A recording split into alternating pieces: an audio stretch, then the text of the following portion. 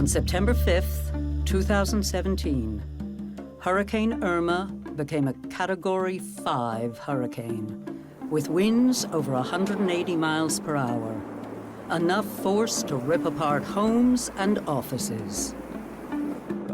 Florida Governor Rick Scott declared a state of emergency and called for evacuations across the state. Hurricane Irma was energized by the warm waters of the Straits of Florida and turned toward the peninsula. At Marco Island, forecasters were predicting a storm surge or coastal flooding of 12 to 15 feet. At 3:30 in the afternoon, the center of the storm hit Cape Romano. By the time Hurricane Irma made landfall at Marco Island, the storm had been reduced to a Category 3. What happened? A wind shear had pushed against the storm, and coastal wetlands and conservation lands took the first hit instead of human-developed areas. Although the devastation was immense, these elements reduced the storm's impact on Marco Island. There are many factors that help coastal communities to weather hurricanes and other large storms. One of the surprising factors that plays a critical role in protecting coastal communities are coastal wetlands and forests. According to scientists, the mangrove forests of Southwest Florida provide effective protection and reduce flooding for coastal communities during storms.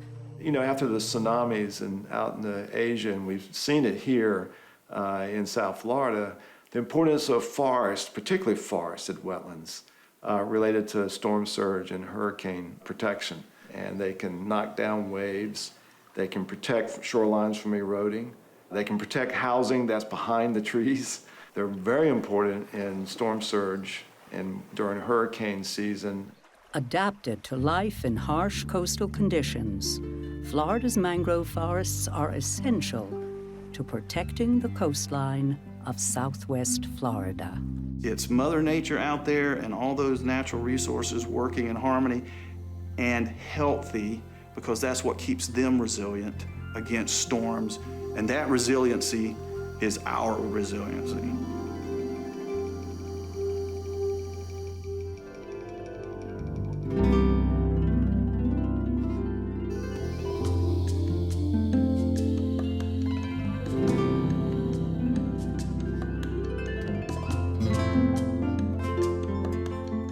The mangrove forests surrounding Marco Island in Southwest Florida are part of the Everglades ecosystem. Water from the Everglades pours into the Gulf of Mexico, often through bays. The area where the ocean and brackish waters mix is known as an estuary. It is here that mangroves thrive. Mangrove trees are important for many species. Leaves that fall off and decompose provide nutrients for the estuary food web. Their roots are nursery grounds for fish, sponge, and shellfish.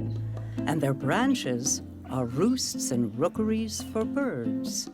Rookery Bay National Estuarine Research Reserve was established in 1978 to protect this mangrove ecosystem, as well as a place for scientific research.